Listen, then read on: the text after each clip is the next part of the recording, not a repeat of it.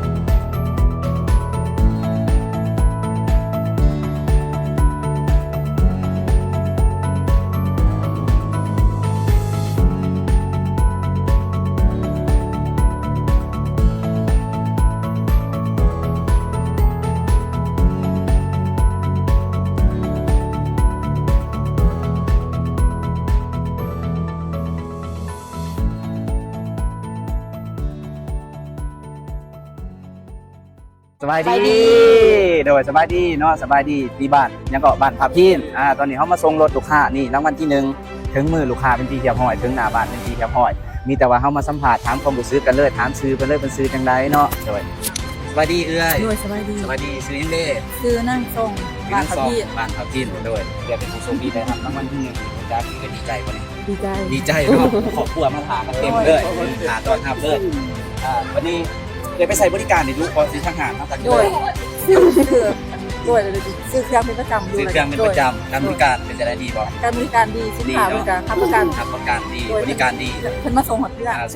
นถึงรางวัลเขาก็มาส่งหอดเพื่อนเพราะว่าสิซื้อเครื่องก็ส่งหอดเพื่อนถึงรางวัลก็ส่งหอดเพื่อนยังให้เอื้อยฝากเชิญชวนทุกคนที่ว่ากำลังต้องการสินค้าเขาไปซื้อสินค้าเด้อด้วยขอให้ทุกคนหาอยากได้สินค้าที่มีคุณภาพให้เขาไปตั้งเจริญสาขาบริการดีแม่นบ่บริการดีแล้วก็ควรบริการโดยสะดวกทุกท่านที่การประทับใจอันนี้ก็คือสมนาของลูกค้านี่มันรอต้อนรับอย่างดีเลยสำหรับเอื้อยเพิ่นขอแสดงความดีใจทั้งเอื้อยและนายเนาะที่เราเป็นผู้โชคดีก็ขอให้เอื้อยเก่งๆเนาะเขาไปใช้บริการทางเขาตลอดโปรโมชั่นเนี่ยก็ยังลายไปทานลูกค้าเข้าใจเอื้อยที่ใช้บริการแสดงความยินดีทั้งเอื้อยเพิ่นเนาะมีแต่ว่าขอมอบรถเด้อตอนนี้นะโอเคมีแต่ว่าตรงนี้เนาะขอส่งมอบรถใหญ่ขอเสียงปรบมือแน่ถือว่า ว่ารถคันนี้กับพี่เจ้าของเป็นที่เฮียอ่อนส่งมอบกระแจไงเป็นที่เฮียอ่อนและสุดท้ายนี่ก็ขอฝากเนาะงานขาตั้งเจริญสำหรับใครที่ว่าสนใจสินค้าใครที่อยากได้เนาะก็เขาไปเบิ่งได้โปรโมชั่นบ่ว่าจะเป็นของแถมโปรโมชั่น1แถม1แล้วก็ทุกอย่างที่ว่าภายในห้างช่วงนี้ลดราคาสินค้าฤดูกาลสินค้าฤดูหนาวช่วงนี้โปรโมชั่นหลายแฮะมีรุ่นทุกอย่างบ่ว่าสิเป็นรุ่นขั้นรุ่นทุกอย่างเนาะภายในห้างวันนี้ก็ถือว่าขอขอบใจลูกค้าโดยขอให้ได้โชคดีสุดท้ายนี่ก็พวกเฮาทีมงานพร้อมด้วยลูกค้าขอลาไปก่อนสุดท้ายนี่ขอกล่าวคำว่าสบายดีตั้งเจริญแจกแท้แจกจริงแจกแท้แจกจริงเฮ้ TCR Home Store ศูนย์รวมวัสดุก่อสร้างและเครื่องตกแต่งบ้านครบวงจร